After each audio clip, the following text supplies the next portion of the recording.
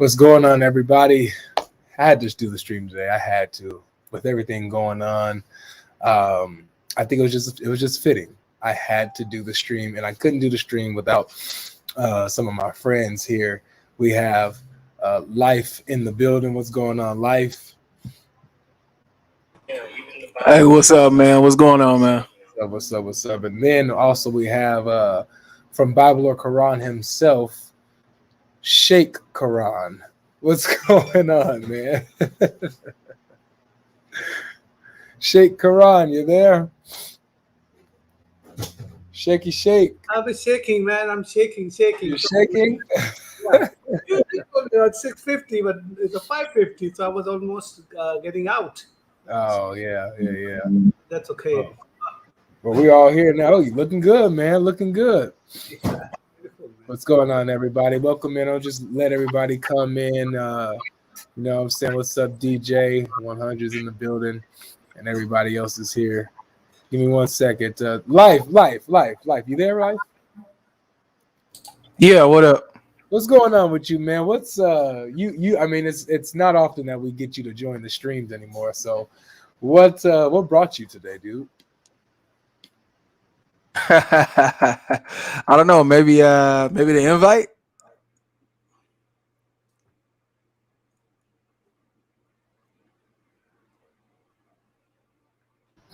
Say that again. What?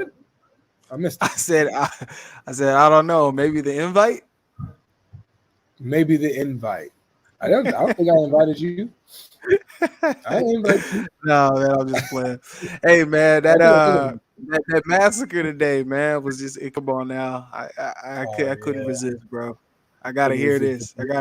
Man. I might be here for a second, but I got some editing to do. But we're gonna have a conversation for a little bit, man, for sure. So that was a very, very interesting video. Yeah, for sure, man. And we got my man who goes through the wars with me, who was holding the camera, who was fighting the Muslims, and they getting in your way, they bumping you, trying to stop the video and stop you from recording. Sheikh Quran, why do you think that they was all just so nervous, I guess, or just they really did not want this to be on video, huh? This is not the first and last time gonna be like that, man. It's gonna be war. It's all they're afraid to be to the camera because they're gonna be exposed. Especially, Sheikh is already told everybody, do not speak to us because we ask the question to them and then they don't have answer. So and then they go back to Sheikh and the Sheikh does not even have answer. So unfortunately, it's going to be this battle is never going to stop until I don't know how it's going to be, but it's going to be always like that. They're going to be I was carrying a camera and Saniko, he was saying that, man, why you don't want to put the camera down? He think I'm a stupid, carrying that high. He doesn't realize there's a problem going on this. He knew that. No, he knew what after that. Actually, he did not knew right. So he didn't know what the Muslims were doing. That's right. He find out very late what they are doing. That's so weird.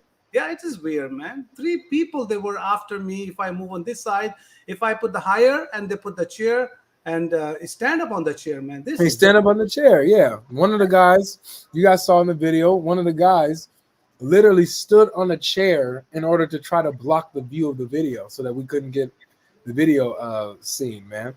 And they were really desperate to try to, mess with the video. Yeah, because you know why? Because they can, if they want to edit, they can edit anything. But now they knew that we have the video and they're not going to be able to edit that. This is a problem going on with the Balboa because anybody comes and they watch his videos and they said, oh man, this guy have always answered your question, but you don't answer him, But the problem is that he doesn't put our part of it. He does not. He doesn't put in our part the video. So this is why they see one side. He did the same thing earlier today.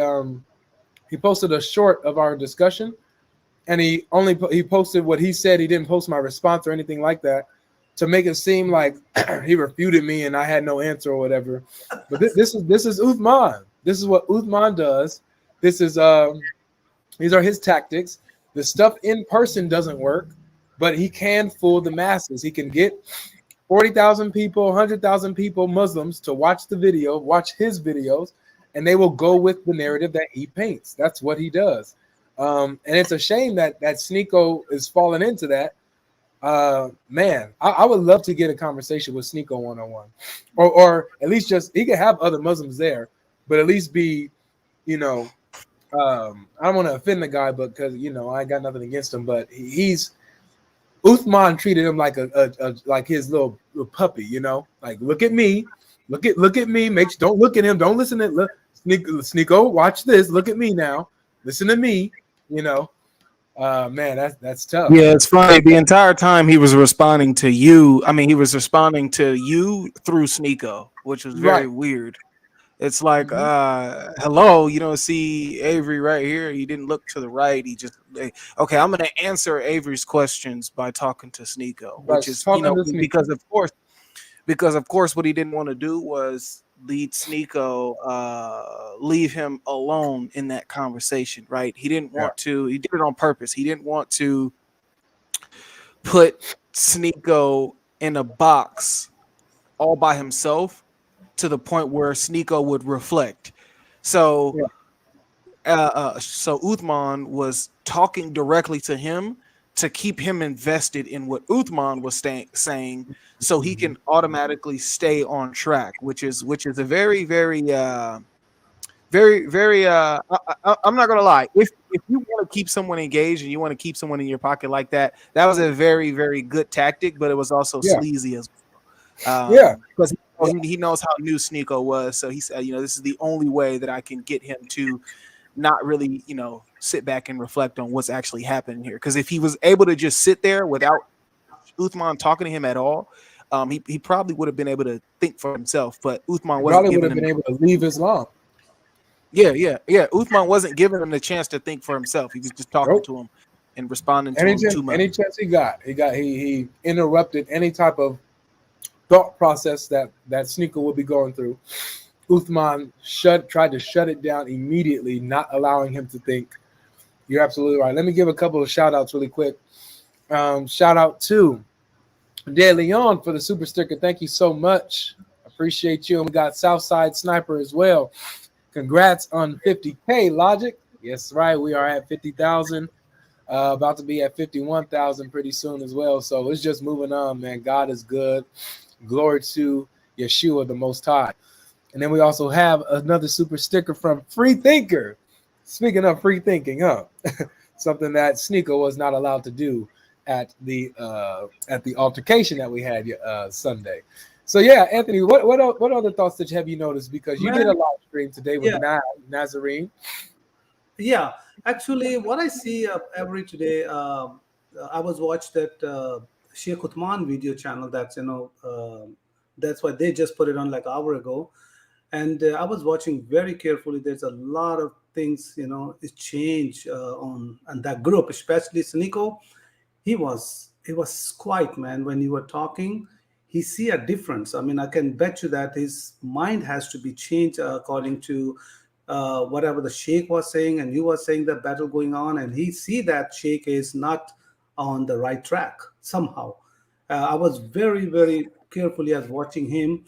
He was so quiet, and I like somehow he just gave a little bit on favor to him because he's a friend of came to him, so it's normal. That's a human nature. Whoever called you, whoever did that, so that's a favor. But so many places he was shocked.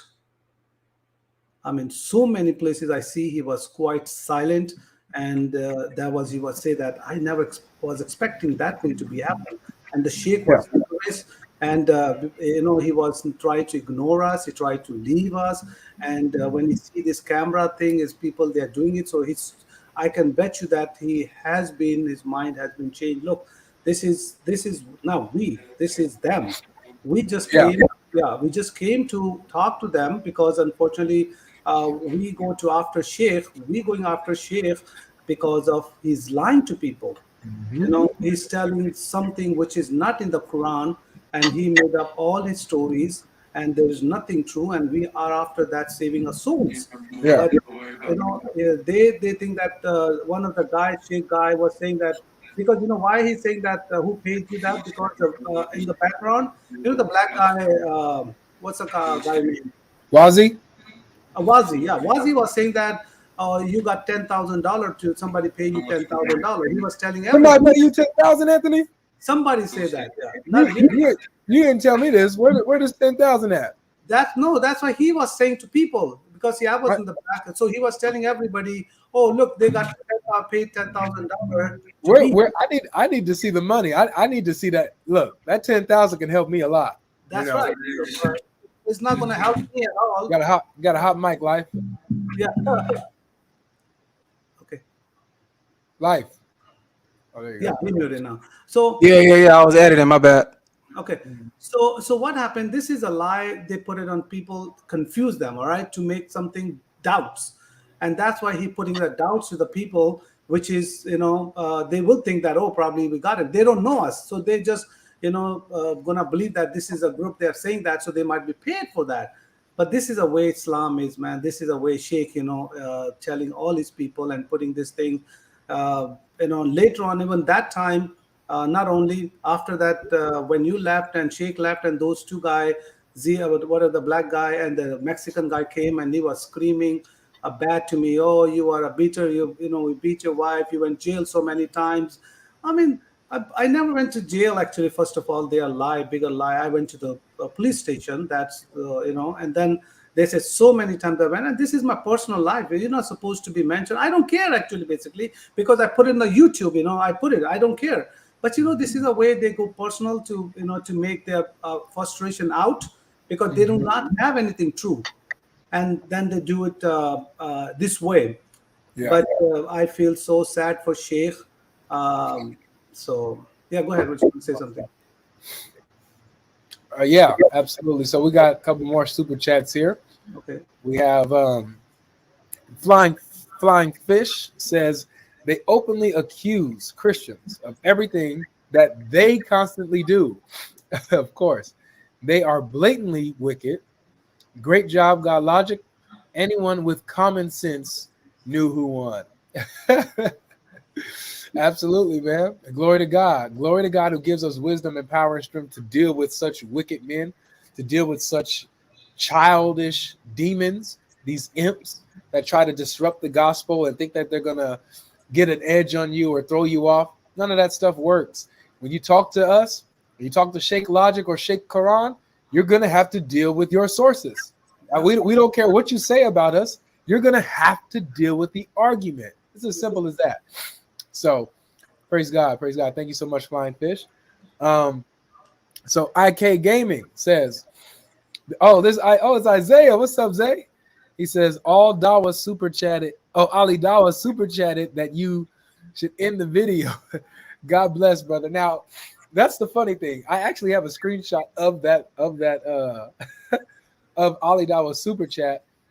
And I mean, I don't know if it was, I didn't get to check if that was his actual account or not, but who knows, who knows if that was really Ali Dawa who paid the jizya for us to stop the videos, to stop us from embarrassing Uthman and having Uthman embarrass the religion altogether. Man, I'm telling you, Ali Dawa, he's on his way, man. He's on his way. What do you think about that? Ali, you know who Ali Dawa is, right? Yeah. So he supposedly gave a super chat to say stop the video. All right, thanks so much. And then we have Isaiah Baker. He's one of my closest friends, guys. He is an idiot. Thank you, Zay. I appreciate you too, man. Appreciate it.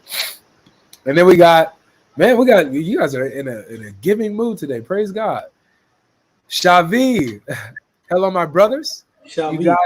You guys talking about Snake or any other cult, just giving him free credit.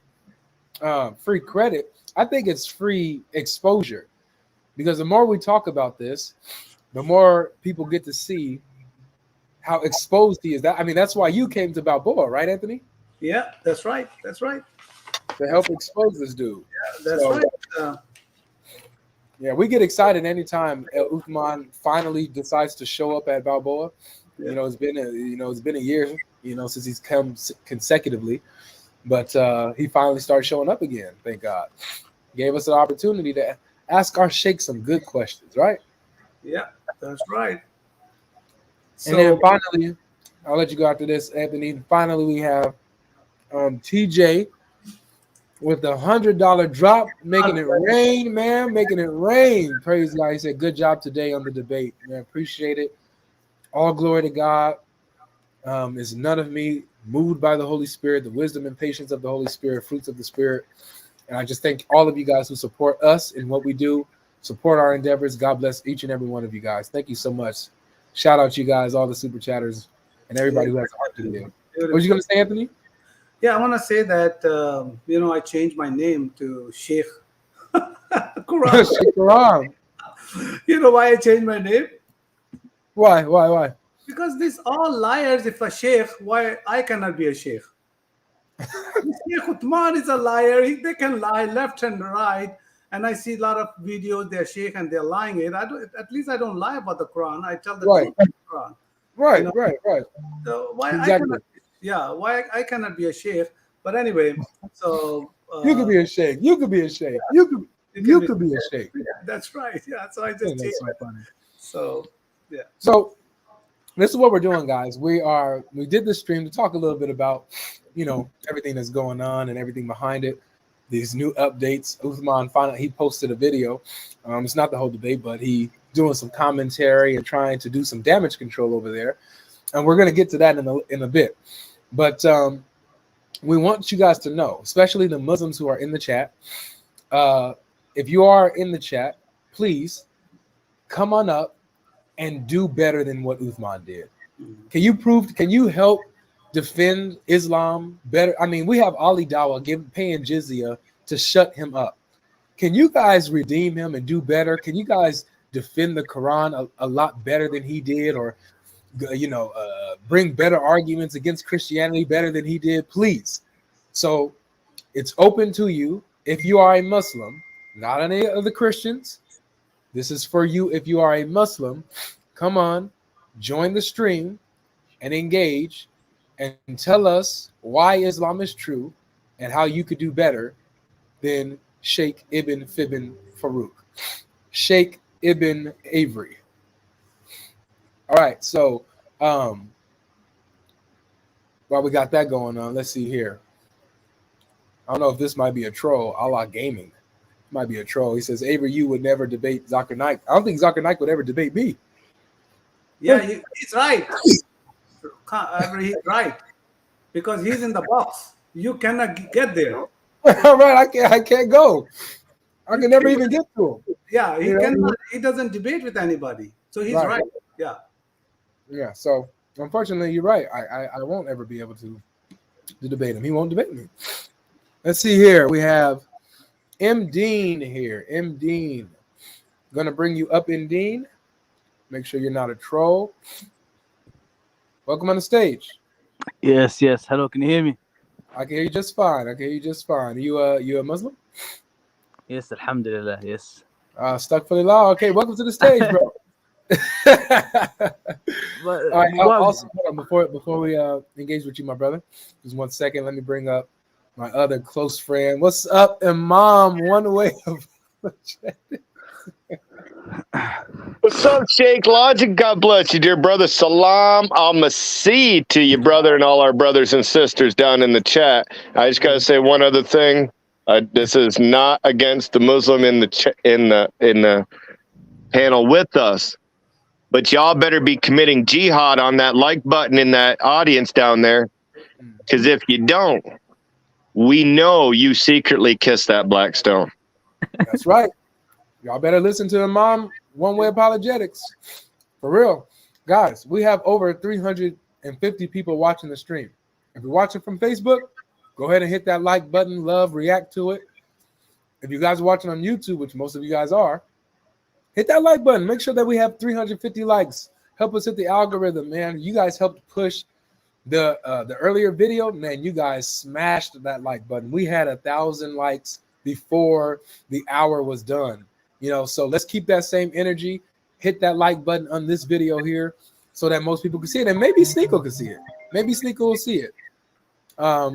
So in the meantime, we have a guest. Anthony, did you want to say something, or did you need anything? Because you accidentally called me. No, I have to excuse you. I have to go and get something, so I'll be back in 10 minutes. Okay. All right. All right. We'll have fun here. Yeah, sure. We'll have fun without you. All right. All right, brother. Yeah, Sneeko is the new Andrew Tate. He's being paraded around like the new Islam's poster boy, and just so happens to be Sheikh Uthman who's doing it this time. Yeah, you notice how like there, and David Wood mentioned this earlier in the stream with the Apostate Prophet, how they're going into their like certain groups, like Ali Dawa's with what's his name? Andrew Tate is with the Ali Dawa group, and Sneeko's with Uthman's club. So they're within their particular, I guess, group or sect of Islam. It's funny. It's funny to see. We got a super chat from Uriel. He says he cut out the last part of your video on his video. God bless you, bro. Of course he did. That's what he does. That's his MO. It's not a Uthman video. It's not a Sheikh Uthman video unless it's cut and chopped without the truth and without the fullness of it. Anyway, we have a friend here, M. Dean. Am I saying it right? Yep, you're saying that correctly. Yes. All right. What's up, man? What's up? Well, first of all, I want to ask a question. Why don't you set up a time debate with Sheikh Uthman? Why don't I what? You need to set up a time debate, okay, with a moderator, an atheist, or someone who's neither a Christian or a Muslim.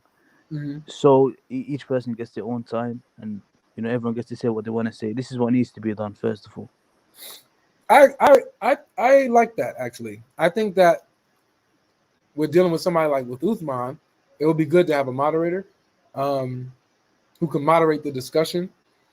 Someone who's not biased. I honestly I don't think he would be down for that, bro. I'm down for that.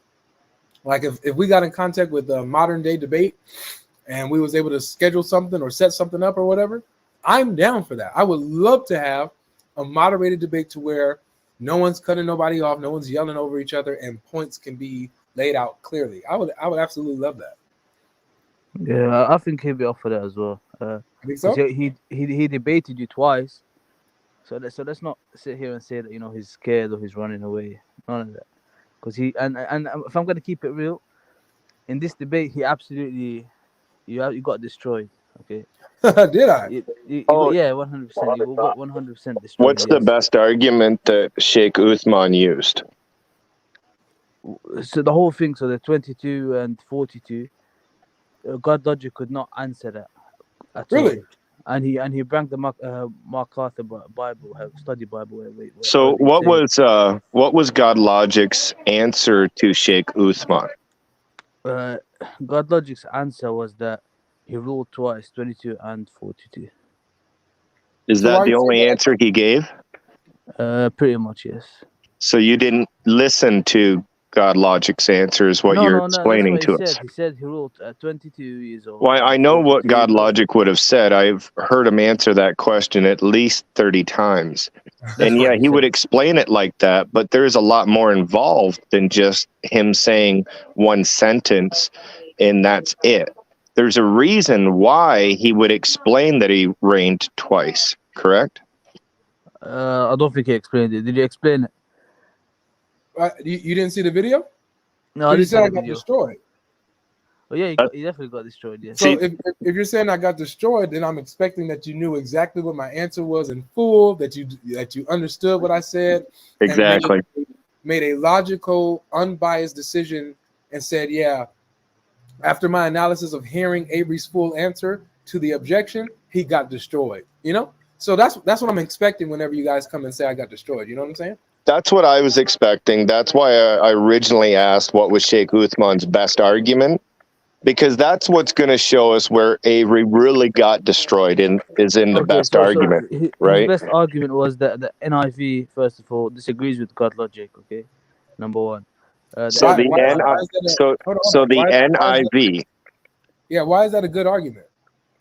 So because the NIV has been updated by your best church fathers. No. Whoa, The church whoa. fathers. Did you just say that the NIV was updated by the Church best fathers. of the church fathers? It Yes. was updated by Polycarp, Chris. You do realize that the NIV is not approved by the Catholic religion, correct? Yes. So, since the early church fathers are part of the Catholic religion, how would the best of the Catholic religion form the NIV, which they do not even associate with? So it was a new update. The NIV, the new update. I don't know. It's probably about 3 So, years can ago. you at least admit that you have no idea about the NIV and that you lied that the early church fathers, the best of them, are the ones that updated it? Yes. Yes, what? Okay. You made him. The church fathers updated it. Wait, did you double back on that? You're saying you're repeating it that they did update it? Yeah, it's all of them. The What- church fathers, the priests, the saints. All Can you tell us? Can you name us a church father that had a dealing with updating the NIV? No, not on top of my head. No. So why are you saying that church fathers updated the NIV when you literally don't? It's not just the church fathers. All of them. No, but when you saints. include when you include a church father, when you include a category of church fathers had a dealing with updating the NIV. You're coming on a panel like this, bro. You gotta be ready, man. So you can't make these claims like this and not get pressed, because then you'll embarrass yourself. Listen, man, I'll give it to you. The first debate you done good. This debate, you effed up. I'm gonna keep it real, man. Hold on, you kind of cut out a little bit. You said what again? Yeah, as I said, this debate you messed up. The first debate you done good, but this one you got destroyed, man. Okay, So the first debate he done, yeah, the first debate, God Logic done whooped Ketchup Boy. We agree. We'll just put that one to the side, right? But this one, you're saying that the best argument, and you say, like I asked the second time, because the best argument would show where Avery truly got destroyed. And you said the best argument was the NIV. Yeah, of course. If the NIV Bible got a new update and it disagrees with God logic, Who give it the new God update? logic point, it's absolutely false. Who give it the new update again? It doesn't matter who gave it. Oh, There is the new update. You can go check it. so just because it has a new update, even though you're not able to establish who gave it the update, every Christian must accept it? No, I never said everyone must accept it, but it is an accepted Bible by a lot of Christians. So if God disagrees with It's it, an accepted translation. You do realize that the NIV is an English translation, almost like Sahih International, Hikthal, and those other English translations of your Quran. You know how there are certain Quran translations that are better than other Quran translations in English? We have the same thing with the Bible. yeah, but it's not a translation when it says 22 and 42 in a different one. When one Bible says 42 and one Bible says 22, that is not a translation.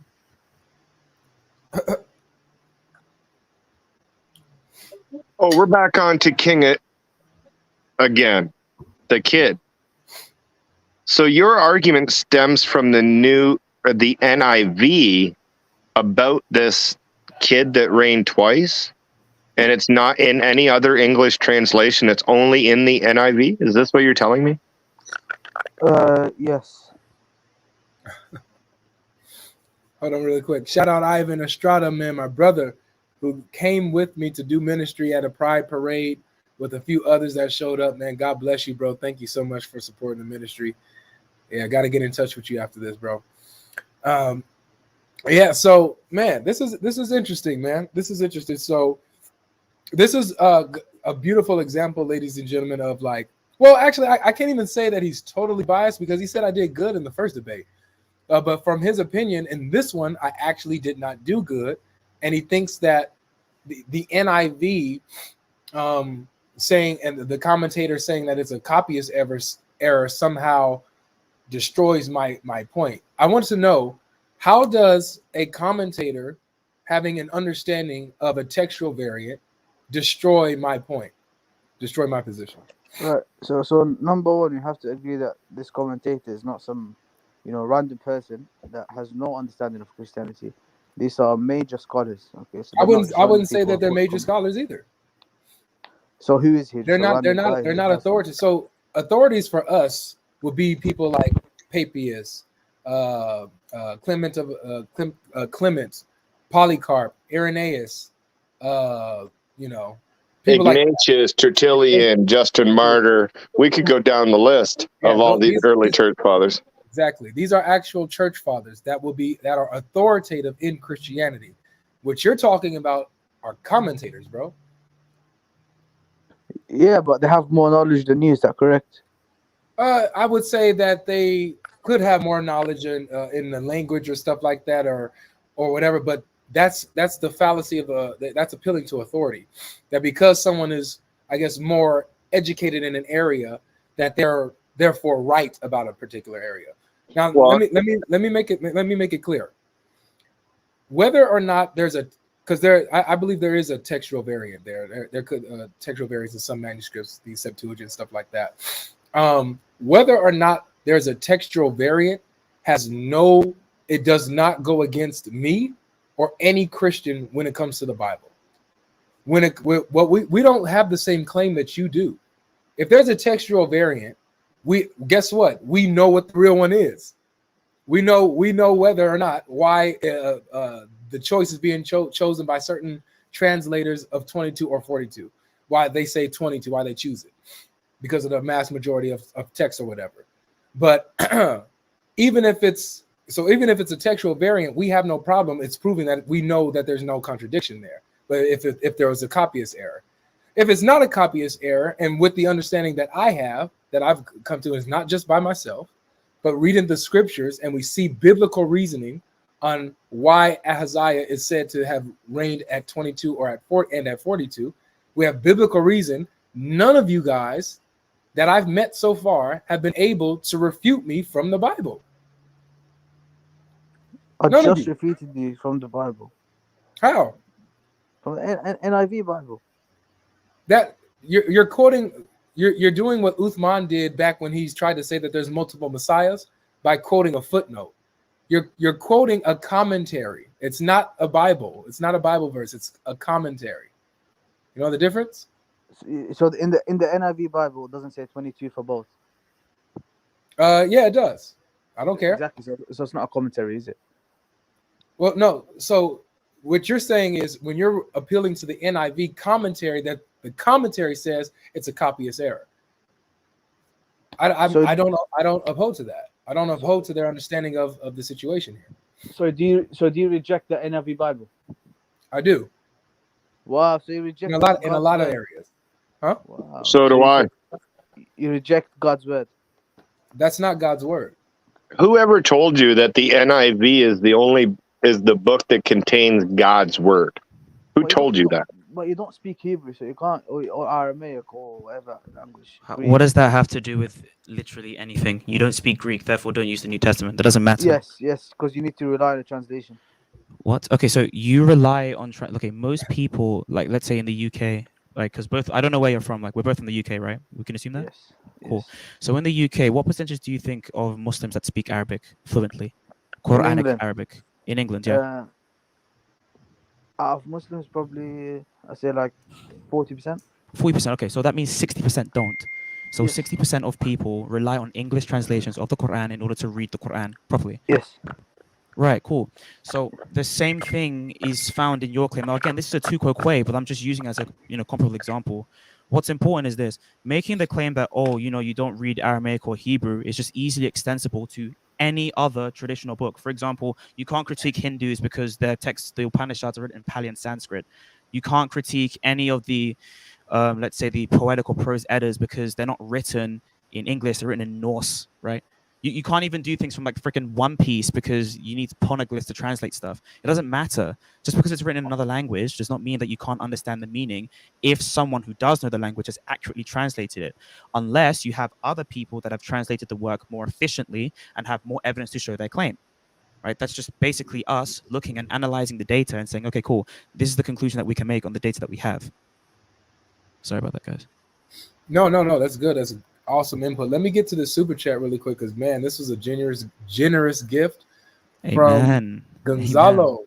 Thank you so much. So Gonzalo says, just wanted to show my appreciation towards your channel and towards you, Avery. Praise God for that. I've been watching your channel for a long time now and kept up and learned a lot from your posts alongside with Sam Shimon and others. Hope this helps in any way. God bless, fam.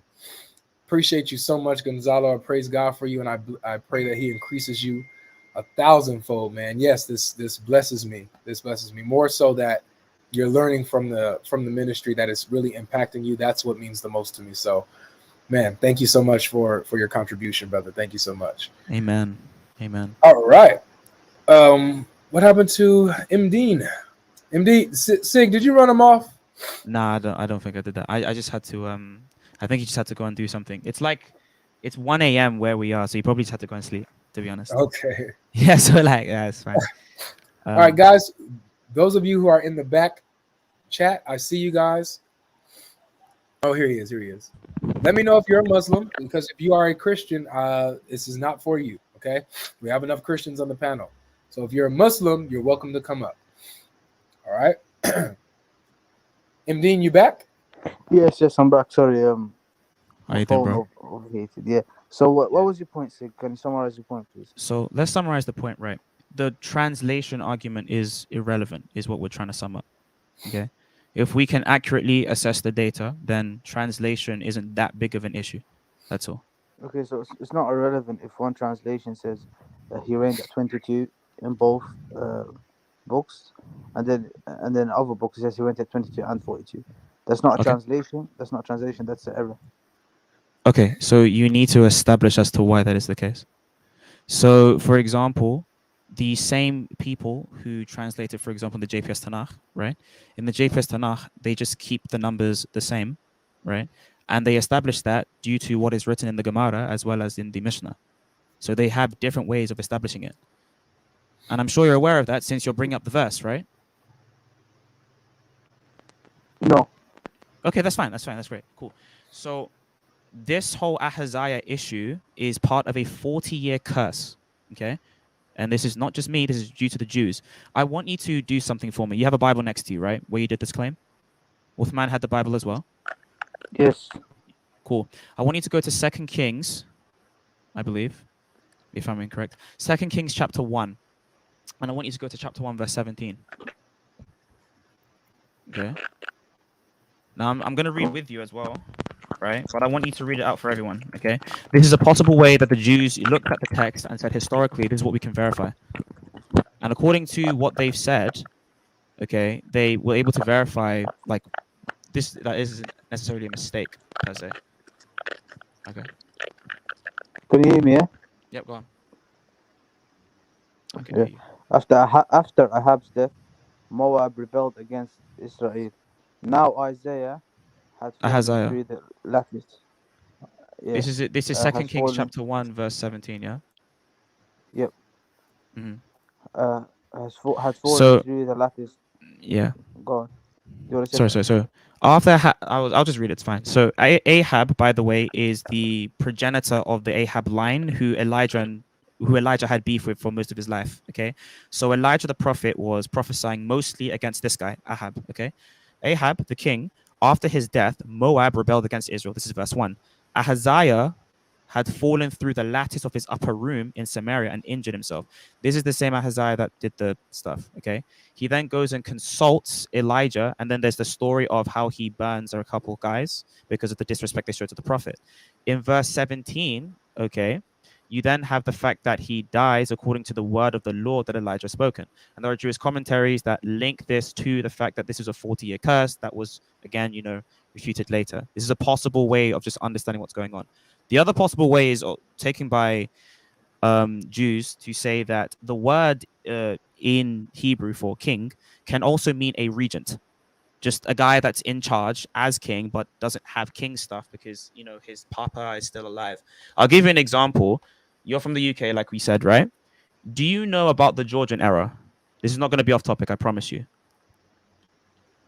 Okay. What do you mean, George the King? King George, yeah. Okay. So there were four Yeah. King Georges: King George the First, Second, Third, Fourth. King George the Third was mad. Okay, so he was a bit tapped. Do you understand?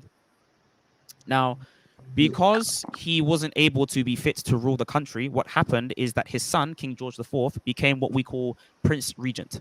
Okay, a regent. So he was basically king, but he just didn't have the title because his dad was still alive, and you can't just take the throne. You can't just take the title away unless the dad abdicates or he dies. He can't abdicate because he's too crazy to do so. So they give him regent. Funnily enough, in Hebrew, there isn't a word to describe regent. So the word king is just used in the same way. So the interpretation, I think this is actually from Rashi, is that Joram gets sick. And then after he gets sick, Ahaziah takes over. And then when Joram dies later, Ahaziah become kings for realsies. Okay, so are you saying that anyone who follows the NIV, which says there's 22, do you reject them as Christians? How did you get that from what I'm saying? I'm saying like if you say that's not a rejection. It's just saying that the word king here is used differently. That's all it's saying. The same way, like for example, when someone says where it's like usalli, you take that instead of prayer, you say it's to send blessings. Okay, it just means that there's a different variant for the word. No, that's no, not an issue. but that's what it actually means, though. Sure, and that's also what it actually means here. King can mean anyone that has the power of a king. It can mean anyone that's governmentally the king. For example, Yeah, when but there's no yes, but there's no universal understanding. No, what, it is. Melech? Yeah, There's absolutely, yeah. So like Melech is just used to Crazy. mean anyone that has the powers of a king, or anyone that's genuinely a king. Hold The same on, way really, that we're like kings and queens, like over creation, doesn't mean that we're actually like God. really quick though, because I like to make sure that our guests are held to the same standard that they're holding us to. That's only fair, right, Sheikh Quran? That we hold them to the same standard that they're objecting to the Bible about. So if you're saying do you have a problem with textual variance, Imdeen? Like, does that prove that the Bible is false or something like that? Yes, 100%. Yeah. Okay, so if there were textual variance with the Quran, then that would prove the Quran is false too, then, right? Yeah, but it's not. We have to establish it's not just textual variance; it's also numerical errors. No problem. But textual variance, because what you say is you believe that Allah wrote down every single word, or not wrote down. I'm sorry, excuse me. That every single word comes from Allah, right, of the Quran. Yes, the Quran is authored by God. Yes. Okay, so that means that there shouldn't be any variance within the text of the Quran, correct? Because every word is from Allah, it should be the same, no mistakes. Of course. Yes. Okay, so if there is a difference, if there are Qurans that have different words with different meanings in the same text in the same context, then that would mean that that entire ideology is false, right? Yes. Just bring it up. Let's see. Well, did you watch the? So where did you see the Sheikh Uthman and God Logic debate? Where did you see this debate? Whose channel? I seen it yesterday in England time. It was some. Okay, yeah. So you didn't see it. You saw it on a Muslim channel that cut the conversation. You should check it out on my channel, man, because I have the whole discussion there. And I brought this up to Uthman, and he buried himself with this, the Quran variant that I brought up. So I'll show you. Do you read Arabic? Run the clip. Yeah. Do you know Arabic at all? Yes, a little here, a little bit. All right. How long have you been learning Arabic for? Do you learn it did you learn it so that you could read the Quran, or did you learn it like, for example, like from your parents? I just want to know. Native language. That's good, man. It's good to learn your native language as well. I'm an Igbo speaker myself, so I try my best. So you get. Yeah. Oh, by the way, just for anyone that wants to know the information that I'm getting it from, I'm being a bit inaccurate to what Rashi does say, but in his commentary, in comparing 2 Kings 8:26 to 2 Chronicles 22 verse 2, 22 verse 2 section 1, he does outline the entire theological / socio-political landscape of what happens. He also quotes the Mishnah as well as the Gemara in his quotation, because the Gemara was codified later on, but was taking sources from this time. So Aaron Scoggins, thanks for the $5. Okay, I know I can't say that because this is not me, but Aaron Scoggins, thank you for the $5. For anyone that does want to know, this is in Rashi's very long commentary on the subject. I'm not going to read it here because this is not my channel. So thank you. But not just from the commentary. That really helps, because that's actually I didn't go that angle. You know, I didn't go the angle of the commentary of the Jews. But it's interesting that even the Jews have a concept of co-regency when it came to Ahaziah's ruling. Yeah, definitely. So because so this is where I break this down, guys, and I put the verses on the screen. If you guys go and check out the video I posted today with my debate, my encounter with Uthman and Sneeko, you'll see I put on the screen the verses that I'm getting this stuff from, and so you'll see where, for example, as Sig mentioned, how Jehoram, for his last 2 years of his kingship, he was sick. He was gravely sick. On his deathbed, basically. And that is when, in between there, that's when Ahaziah began to rule. That's when Ahaziah began to rule at 22. Okay? But also because of the sins of Jehoram, God sent the Philistines and the Arabians to attack and ransack Judah. Right? Yeah, so he couldn't be king for that time. Exactly. And he took all of Jehoram's sons, took them kidnapped. Took the sons, took the palace, took everything, took the money, all that kind of stuff, right? Then later on, we see where Ahaziah is mentioned. He's chosen to be king again because obviously he's back and he's the only one left. This is when the people choose him to be king because he's the only one of the sons that's left. He's the only one. So they choose him to be king, and he ruled only for 1 year again. So this is what we get even in the scriptures, not just the commentary, which is that's a little cherry on top. But we have this inference from the scripture itself when you follow the line of what happened with Ahaziah and Jehoram, his father. Okay. It's also why they stopped doing the whole remember when they used to do the Jehoiachin stuff when it was Jehoiakim was 18 and Jehoiakim was 8. Oh my gosh. But then you realize if you read the exact same text, you see that there is an interlude of 10 years where this guy's in prison. So just to sum up, right, for this other biblical quote contradiction, we're not going to say contradiction, we're going to say paradox, right? For this biblical paradox, what you see is that basically Jehoiakim is the guy in question, 8/18. Jehoiachin, who is his dad, okay, does what's evil in God's sight, and as a result, Nebuchadnezzar takes him away. Jehoiachin becomes a prisoner, okay, and so when he's 8, Jehoiakim takes over the throne. Now, what's great, okay, is this. For 10 years, this is the way that it remains. Everyone's happy, la-di-da-di-da.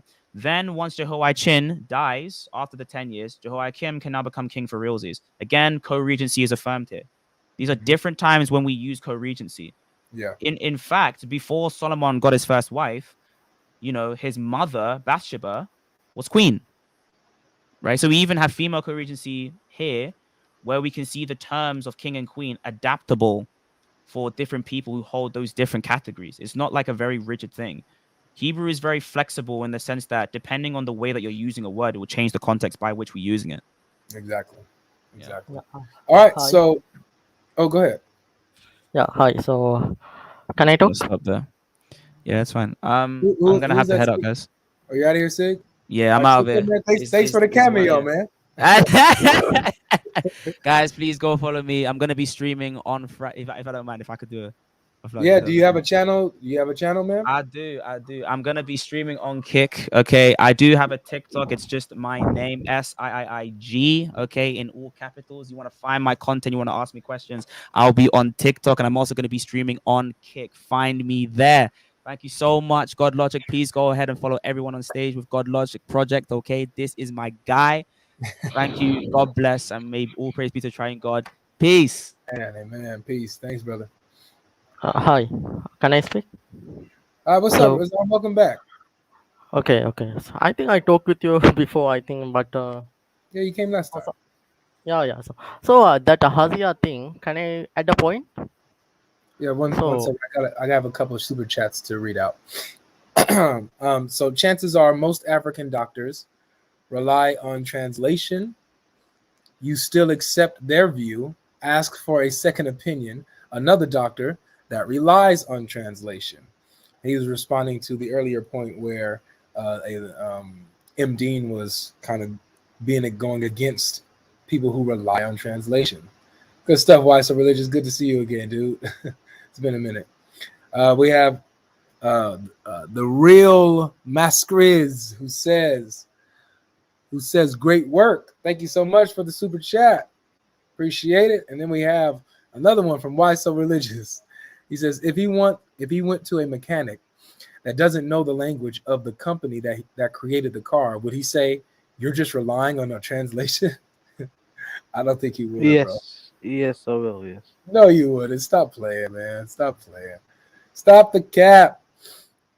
All right, and then we got here Jameson. Jameson, thank you so much, brother. He says, can we show the difference between the Qurans that were shown to Uthman to see this Muslim's explanation? Two Arabic Qurans disagree. What does he think? That's exactly where we're going with this. So sorry, Razan. Sorry, bro. That's right. I was about to show M. Dean that he has to reject Islam now because he said that variants are a problem and prove a book false. So I have to show him this stuff. And then one more. We got Aaron again. Oh, that was earlier. Okay, I saw that earlier. All right, thank you guys for the super chat. All right, so let's now get into these variants in the Quran. For those who speak Arabic, please pay attention. All right. You said you know a little bit of Arabic, right? A little here, little there. Little here, little there. How you say that? How you say a little bit in Arabic? At IB. شوية you say. Yeah, there you go. All right. Okay. About to start sharing my screen. And Mom Claus, you're back. I'm back. Salam alaikum, brother. Salam alaikum. So this is what I brought. Stop saying Salam al-Masih. Why would we stop doing that? Because Jesus. Salam alaikum. No, it's Salam al-Masih. It's the peace of the Messiah. Jesus says that he gives us peace, and his peace is not as the world gives, but he gives his peace that is everlasting and surpasses understanding. So I am salaming my original Quran only Christian brother. Who are you to say I can't salam my brother? Do you know what Salam al-Masih means? Salam al-Masih literally means peace the Jesus, which doesn't make peace sense. Peace of the Messiah, actually. Salam al-Masih is peace of the Messiah. Jesus specifically. Yes. Bro, no. Al-Masih means the Let's continue. You just don't get it anyway, Modine. All right, here we go, guys. So we have here chapter 37, verse 12. About to zoom in for you. Are you able to read this, MD? Or Razan, anybody? If you can, it's okay. You want me to read it in the Arabic, or okay? You go ahead, MD. I'll let you do it. Yeah, it says بل عجبت ويسخرون. Did you hear that? Say it one more time and say it loud and clear. Bel what? What? بل عجبت ويسخرون. Abjecta with a ta? Which عجبت, yeah. Okay, beautiful. Watch what does that mean? No, hold on. Paul, everybody pause here. Watch this. I brought this up to Sheikh Uthman, and he said, no, it's not abjecta. You're saying it wrong, Avery. But here we have someone who understands the language a bit and read it with no brain, no thinking, just naturally. Abjecta with a ta at the end. Abjecta. Right? Watch this, guys. This is embarrassing. This is where I said Uthman buried himself. Thank you, M. Dean, for coming on the channel, man. You came right on time, bro. You're already doing better than Uthman. Let's see what he says first. Let's watch it. You literally just refuted your own take. Hey, it's Dana from StreamYard. I'm so excited to announce that. Bye, Dana. Yeah,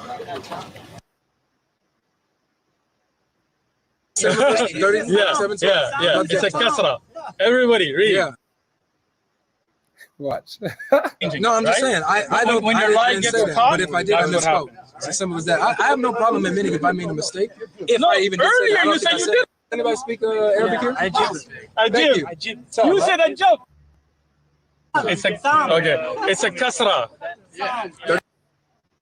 You ready? Go ahead. Can you read it in Arabic? Ajibat. Abject. Ajibat. It's abjepta, right? Ajepta, not ajibat.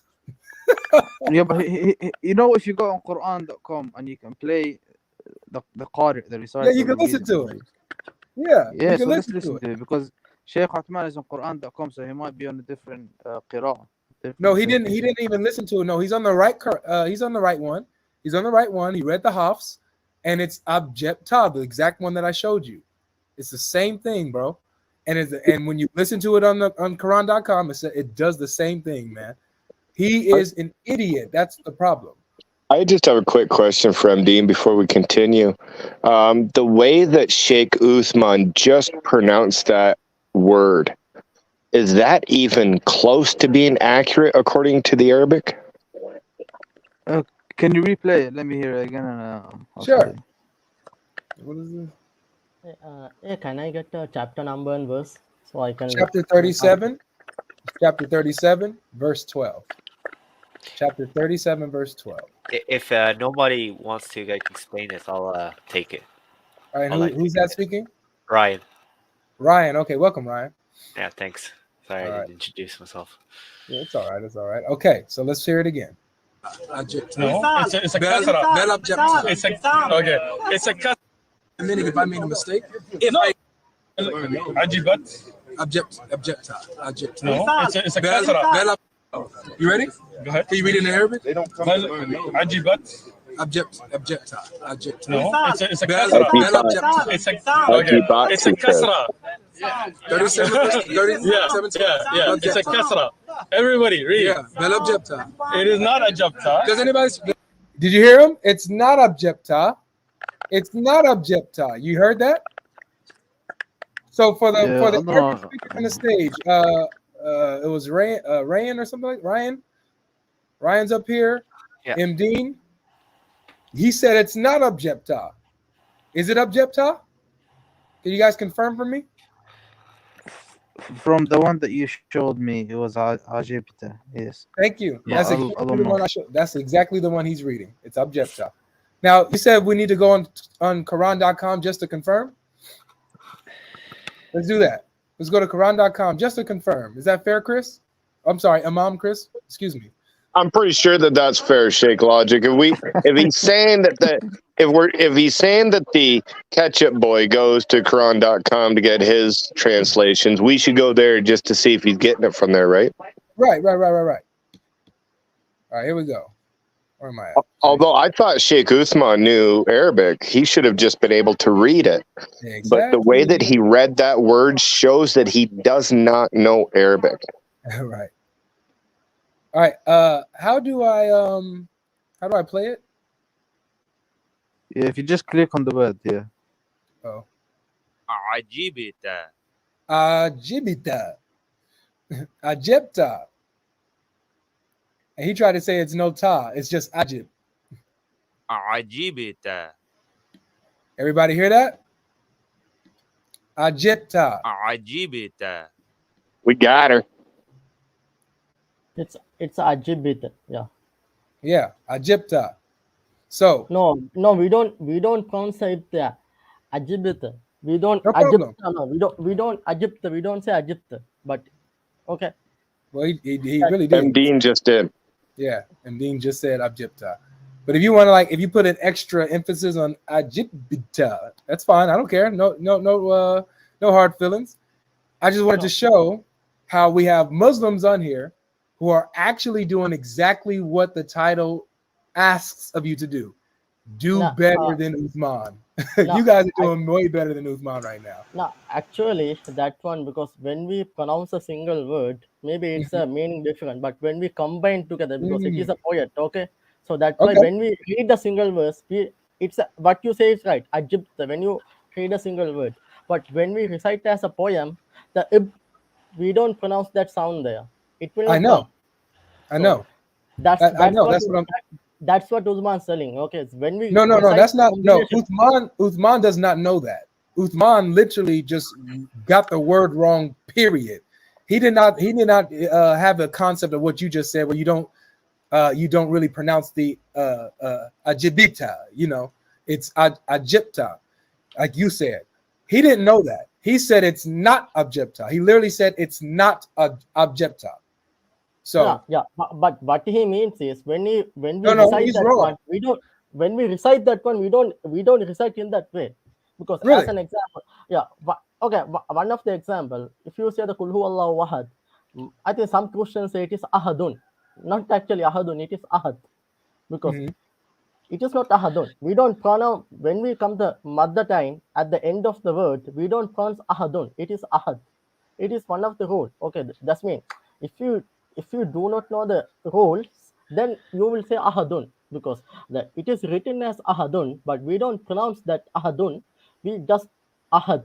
In the same way That's fine. So in the But same way, I didn't ask how the word is pronounced. I asked what is the word, and he said it incorrectly. He didn't say it in a reciting tone. He said it incorrectly. But you know what would have been better is if he actually said what you're saying right now. That when we usually recite the verse, sometimes we don't, say the ending of it. Sometimes, we just, even though the word is objecta, but when we recite, we don't usually say the end of it sometimes. Some of us do, some of us don't. And so if he would have explained that, like what you just said, that would have been brilliant. But he was not of that mindset. He said it's not objecta. That's what he said. It's not actually, okay. So the reason he said this, because in Arabic, maybe in the Arabic original language, there was no vowels at the time of Prophet Muhammad. It was added much later. So when much later added, the reason is because the reason is at the time of Persians, the Persian Empire, the Iran, when they become Muslims, they recite the Quran in a different way because they are not the Arabs. So for people to make it easier to pronounce the words, they later added the vowels. So this is everyone knows. Well, look, just to be clear, it wasn't that late. This was actually early on about these different type of readings, because no one knew exactly how to read verses objectively. This is why you're correct. And later, I'm saying this issue was early in Islam, even from Muhammad's time. People had problems. The original letter is same. The vowels, vowel sound was added later. That's why I agree. Uthman, I think it is not a problem in the Quran. Maybe we're going to see. Uthman did not explain it. We'll see. Listen. It is his mistake. Listen, so I'm about to show you why this is a problem, right? I'm about to show you why this is a problem, because one, now you're listening to this, right, Mdean? Mdean, you still there? Because this is for you. All right, you're still there. Good. So notice what he said, that the diacritical marks, the vowel markings, was added later. Okay, it was added later. So now there is a certain way to read one particular recitation and another way to read these other ones. And guess what? Some of those change the entire text and meaning, bro. So let me show you the example. We're going back to objecta, right? That was in the Hafs. That's the one that you guys normally use.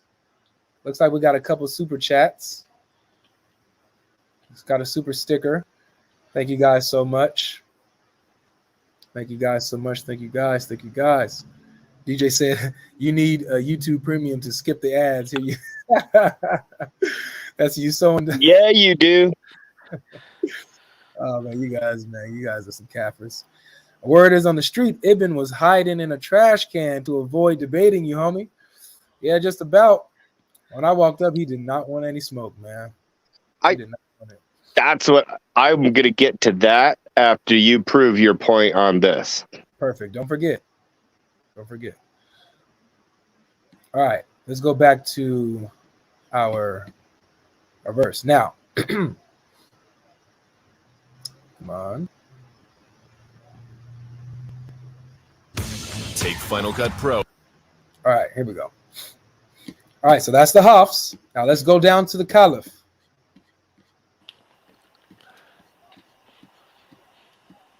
or You Hamza. still there, M. Dean?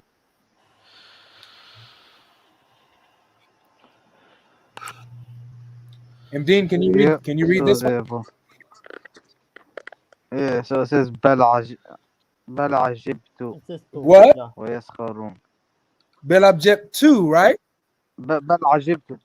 Yeah, بل Thank عجبت. you so Yeah, but you much. have to speak to him. He probably has a better explanation. No, it's okay. No, but hold on though. Hold on.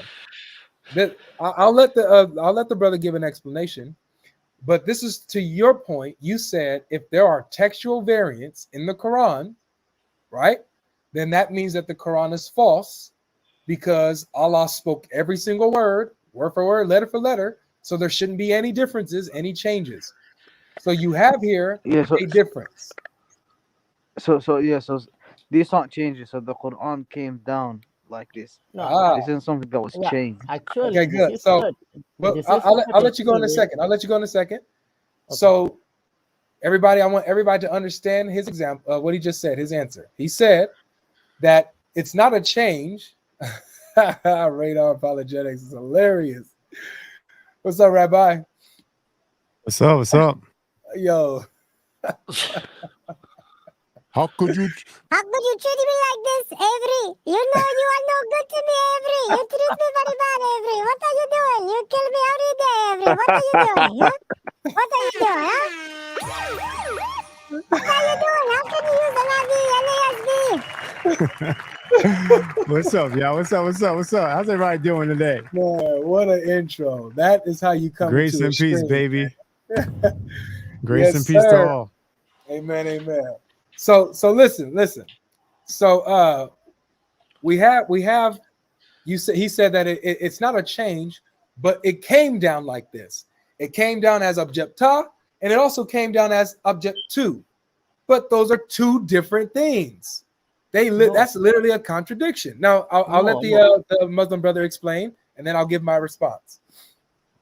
Okay, actually, it never came down as that because that two was added later. So it was not textual Come on. variance. I'm so sorry. I like that point. How do you know that the 2 was added later and not the ta? How do you know that the ta wasn't the invented one? How do you know that 2 wasn't the original?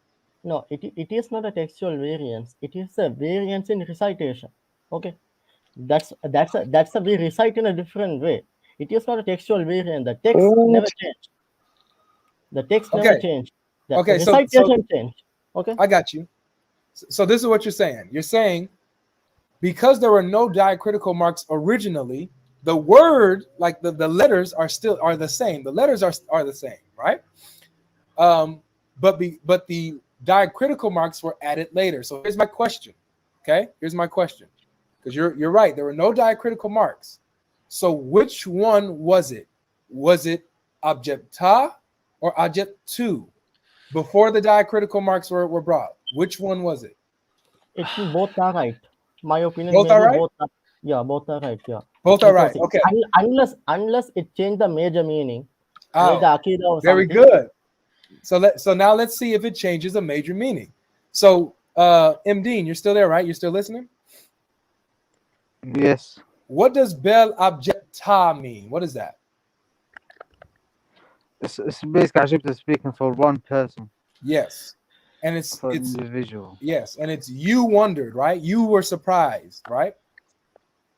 Yes. All right, beautiful. That's objecta. You were surprised. Object 2 is I was surprised, right, MD?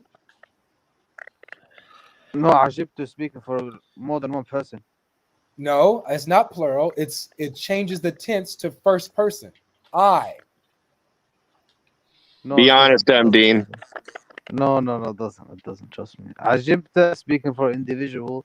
عجبت speaking for more than one person. That's a fact.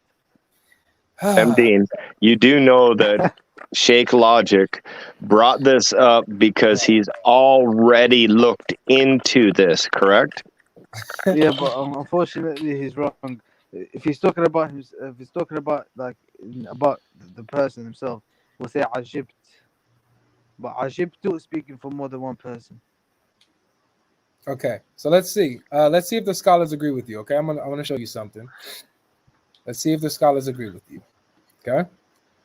We're going to go to the scholars where I know I texted myself the link and see if they agree with Dean or do they agree with Sheikh Logic. Yes, my name is Sheikh Logic. It's in the singular. No, That's what. it's not. Thank It's you. not. It's Yes, not, it is. bro. Even that Thanks, was a Muslim. Ryan. Yeah, that's what the scholars say. It's in the Hey, singular. Ryan, don't the scholars say that it is I wondered is the one translation and the other translation is you wondered? Yeah, but I would like to make a few comments once Medine and Rizan are done. Thanks for being honest. Yeah, I appreciate your honesty, man. Did you hear that, MD? You disagree with him?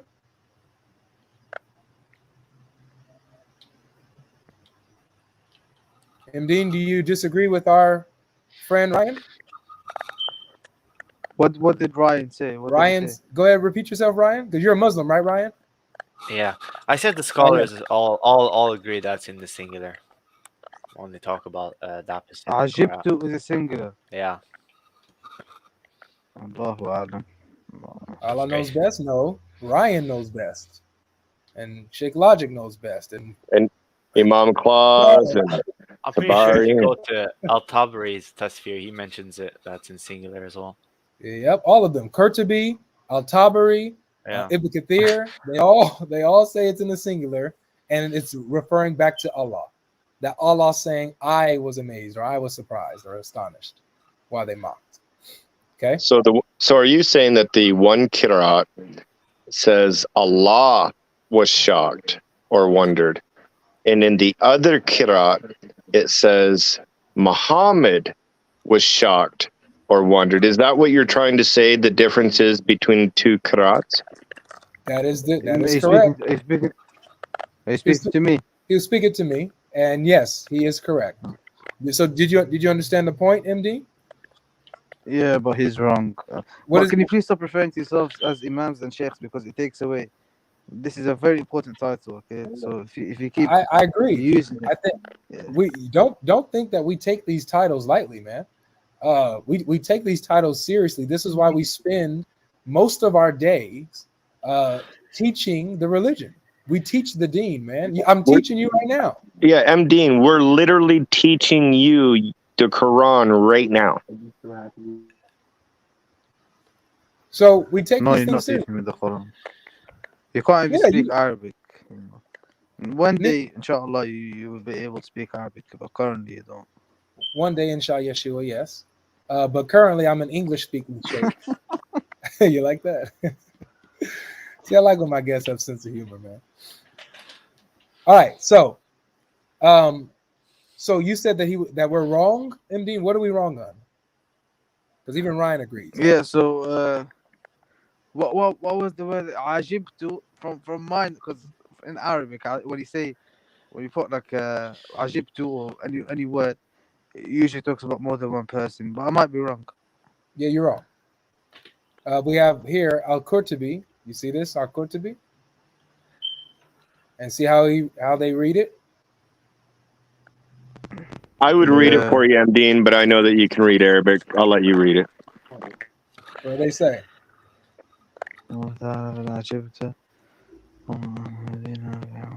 But this is talking about ajibta, not ajibtu. But it continues, bro. And he says that one's a better reading because that's further down. But my bad, I was reading further down. Oh yeah. Okay. What? Yeah, I'm reading it. 1 second. So our Qurtubi reads and shows how certain people were reading it Ajib 2 or reciting it Ajib 2. Okay, and how they disagreed with Ajib Ta. Okay, and how some people, even like Ibn Abbas and Ali, they were reading it as Ajib 2 as well. So this is all in Qurtubi's Tafsir. He breaks it down in detail. I encourage you guys to look into that. Not the ink of the Ummah. The ink of the Ummah. But you can't even read it. So how are you bringing it up when you can't even understand it? Well, I have trusty friends who know the language. Even Muslims actually. I've spoken to Muslims on this too, who affirm exactly what Qurtubi is saying here. So can you show and me exactly where it says that the Ajibtu is talking about singular, or it's talking about himself, or it's talking about the person that's saying it? What does it say? Oh, you got the English. Nice. mhm. The Almighty said, "Rather, I am amazed at the recitation of the people of Medina and Abu Amar and Asim with the opening of the Ta'ah as a speech of the Prophet, or to the Prophet, and yada yada yada keeps going on." So it mentions how they said, how he says, "I am amazed." The meaning of his saying, "Rather, I am surprised. Rather, I rewarded them for their wonder, because God Almighty told them in more than one place that they were astonished at the truth. And he said, they were astonished that a warner came to them from among them and said, this is something of astonishment." And it continues breaking down different groups and yada, yada, yada. Okay? So, yep. Again, your Lord is astonished at your fear and despair. Wonder may be the meaning of the occurrence of that work with the occurrence of that work with God is great. So the meaning of his saying, "Rather I am amazed," means rather their deeds are great to me, and so on and so forth. But all of them have it going back to Allah. I. You feel me? Yeah, I think I might be wrong. It's okay, and that's beautiful to be able to say, hey, I might be wrong here. I think that's the sign of a true man, is to be able to admit when he is wrong. Yes, agreed. So now this goes back to Razan's point. Razan is saying, well, if there's a major difference in meaning, then we'll have a problem, basically. So is this a major difference, Razan, where one is saying that Muhammad is the one that's surprised, and the other one is saying that Allah is himself is the one that's surprised? Is that a major difference? I don't think so. But based on that single point, maybe I cannot say it is complete Quran is wrong. Right. So you think that? So you think that Allah can get surprised? Wait, yeah. What about the contradiction part of it, Sheikh Logic? How could it be possible that Allah and Muhammad were shocked? It could only be one or the other, not both. Okay, but it doesn't make any major difference, right? Yeah, that's a huge difference. You have one it's a human that's being surprised, which makes sense, and then you have this one where Allah is the one that's being surprised. I don't know how that goes with your theology. Does that work with your theology? I don't see any issues with that, because can an all-knowing God be shocked? No, because because he can be shocked. That's mean it's a way of telling. It's mean, right? A way of saying something, emphasizing something, right? So which one is it? Is Allah the one who's emphasizing this, I guess, feeling or event, or is it Muhammad that's emphasizing this surprise?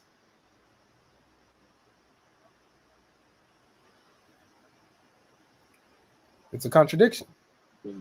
It is a true logical contradiction. It's like saying the ball is blue and red at the exact same time. It can either be blue or red, but it cannot be blue and red at the exact same time.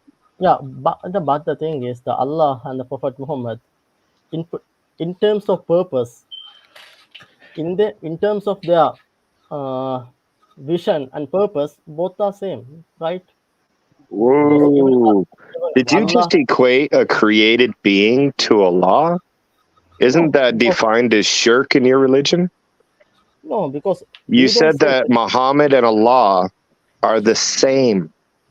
No, I'm telling by the purpose and will, they are same. Because even Jesus said, I am and my disciples are one. That's mean Jesus and disciples are one. So what is the meaning of that one? By the purpose and the will, they are one because they have the same purpose. So that's the meaning of that one, right? You don't say the disciples and Jesus are one.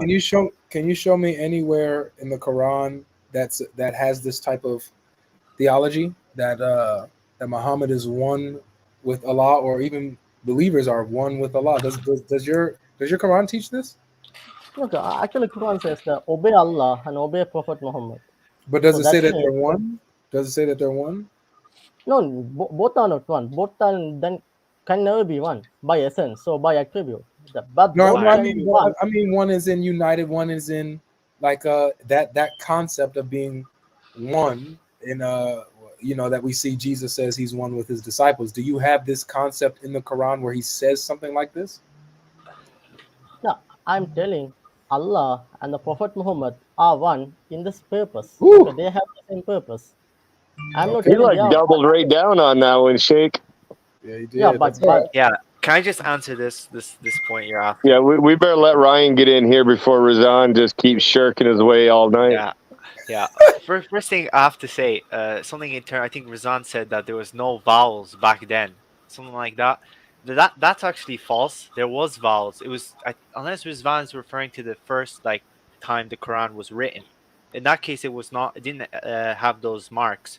So just so the seven qira'ats could be read, but Right. that doesn't mean that there was no vowels like, at all during that time. Of course there was. So these readings that you're saying, they go back to the Prophet. There's tons of mustawat hadiths and readings that goes back to him. In terms of Okay. this, where you say, oh yeah, how can Allah be shocked or Muhammad be shocked? That's a contradiction. First of all, if we assume, obviously I don't believe this, but let's just assume for the sake of argument that Allah can be shocked. It's not it's not a contradiction that Allah and the Prophet can be shocked. That's not a contradiction at all. No, I Sure. agree, Ryan. But And the whole point, yeah, what I go ahead. was saying was a contradiction. Is in that verse, it's a one-time action. So it's No, either done by Allah or by Muhammad, not done by both at the same time. That's the contradiction. yeah, no, we would disagree because Qur'ats, they don't like override a certain meaning. Instead, they add more meaning. So it could be like Muhammad is shocked, and then the Qur'an will add on another meaning saying, "Oh, Allah was shocked." So then in that case, that meaning shows that both Allah and Muhammad were shocked. Again, assuming that Allah can even be shocked in the first place. Does that make sense? Yeah. So why would certain people who are reciting certain verses like this, why would they reject one and say no, that can't be because Allah can't be surprised? Why would they reject the reading if Yeah, both can? I don't think they reject the reading per se, but some do reject the meaning, like the meaning that Allah can be shocked because obviously He's all knowing. It doesn't really make sense. So some of the explanation I've seen some exegetes make was because there's different Qur'ats where these things appear, and Allah is basically quoting Muhammad two times. So one would be like Muhammad talking, so Allah would say what Muhammad's saying, and then the other time Allah is like just mentioning what the Prophet said. So that was a possible explanation for this reading. That So in doesn't that work case, here. That go ahead. doesn't work here. That doesn't work here because in the context, Allah is the one who's speaking. No, no, no. It changes. That's the explanation from the exegetes. So like What Allah then is that changes the over to the Prophet. explanation that you're going with? I'm Because pretty. I'm gonna tell you, I'm gonna be honest with you, Ryan. I read the context of this verse, and we can read it together. Yeah, I don't. There's no way that explanation can stand because literally Allah is the one who's speaking in the context. It's not Muhammad. You know. Yeah, I don't certainly. I don't really remember the context. If I'm being honest, I just know that exegetes have made this argument. So I know that's one of the That's arguments okay. made. Well, I would And say to those exegetes that they're making it up. They're pulling it out their butts, man. They make it a bad argument. That's a bad argument. well, all right, fair. Well, And I still think that it's a. I seem it seems accepted. I From still Say that think that again. it would be a contradiction as well, Ryan. Because 37:12, and I don't care if you have like 30 qira'ats, it should read the same way. It should either be Muhammad or it should be Allah. One qira'at, if Hafs is supposed to somehow make the other qira'at sound better or add to it, that doesn't make a lot of sense, because these qira'ats were revealed for recitation purposes. So Imam Hafs and the people that followed him and everybody that took his recitation and ran with that would have never known that the other reading was within that text. They would have never read it. Correct? No, that's not true. No. All the students of Hafs were all aware of majority of No, qira'ats. I know that they were aware of it. Yeah. But their reading of that verse, they would have never read it the way that the other qira'at reads, correct? They would have recited it the way Hafs recited it, correct? So, like, let's assume that that's true. I don't know how that would, like, entail that it can't have more meaning. Like, I Well, don't the know problem, how, like, you made the that problem assertion. would be is that it's one verse, and that it's either Allah that is shocked or it's Muhammad that is shocked. It is a contradiction to say both. It is a logical contradiction. True. Yeah, but that's assuming that meaning, that verse can only have one meaning. Like, you're assuming that. Well, we don't accept that. Even if you look at other qira'ats, we have tons of examples where you have one meaning from like a certain qira'at and then another qira'at that adds more meaning or maybe a different type of meaning to it. And all scholars accept that. No scholar from our Can I give an tradition. example from the Bible just to show you how like outrageous this sounds to us? John 3:16 is God so loved the world that he sent his only begotten son, that whoever believes in him should have eternal life. If there was another qira'at that said God so loved the world that he sent the Father, we got a problem. Yeah. Yeah, but that would be like That's a contradiction. It can't be the Father and the Son at the exact same time in the exact same instance. It has to be one or the other. In the same sense, in Islam, with your qira'at, it can't be God and Muhammad together. It has to be one or the other. No, but you accepted before that both can be shocked. Like I remember you accepted, okay, it's possible that both Muhammad and Allah can be shocked, right? You Both said could that. be shocked, but in that verse, which one is shocked? Yeah, both of them. Both of them. That's the whole point. That's the whole point of qira'ats. They add different meanings and different explanations. So both of them were shocked. So we have to express So the different qira'ats are more like a tafsir then, is what you're explaining. Not really, because tafsir is a tafsir gives more explanation to the verse, and what you're saying is the other qira'at gives more explanation to the verse. Therefore, it's the same definition of it as a tafsir. Why can't we call it a tafsir? No, but qira'ats also add extra meanings to it, like things you wouldn't even be able to get from it. Like a tafsir has to interpret it based on what the text says. It can't. Okay, let's just say for that example, let's just say there was just one qira'at that Muhammad was shocked, right? A tafsir can't go based on that verse and say, oh, Allah was shocked. He can't add that extra meaning because there's no evidence from the text. That's the whole point of qira'ats. They add a different meaning, different kind of explanation. Add a contradiction. So how explain how it's a contradiction? Because the one who's being shocked, it's speaking out about a particular person. The speaker is specifically talking about, in one or the other, either you or I, Muhammad or Allah. That's where it is. It's what did Allah say? Did Allah say that Muhammad was shocked, or did Allah say I was shocked? Both. It would only make sense to say both if Allah said it in two different occasions.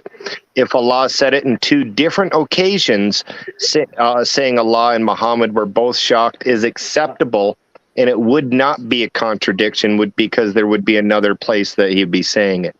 But seeing that Allah only said it one time, that's what provides the contradiction. But that's the whole point. Allah didn't say it one time. There is he said it one, and then he added a different verse, but like a different reading to the verse that adds more meaning. So in essence, he did say both at the same time, like what Wait, you're so saying. just time out really quick. So, No problem. so he revealed the Quran once, and then revealed the Quran in another way again. No, the recitation.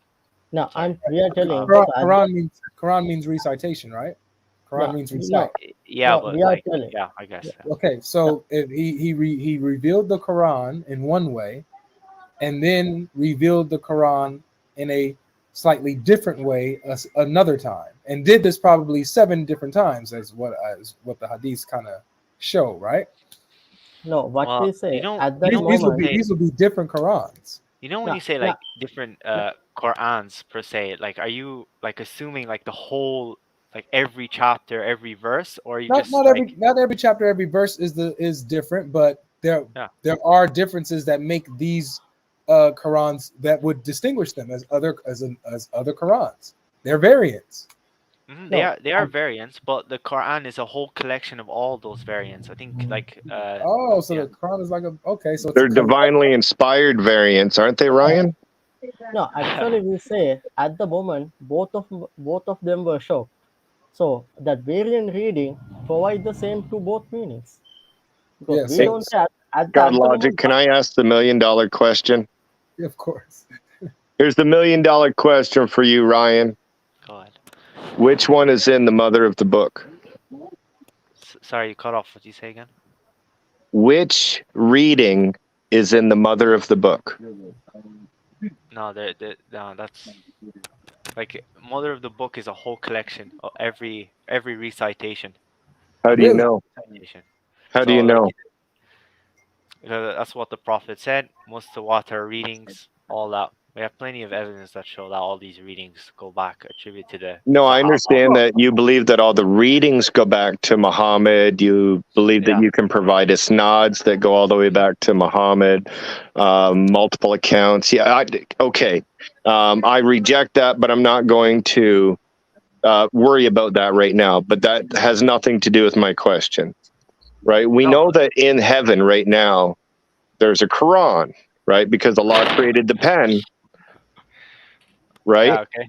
Yeah. Go ahead. So you believe that there's a Quran in heaven, correct? I guess. Yeah. In that Quran in heaven, in Surah 37:12, what reading is it?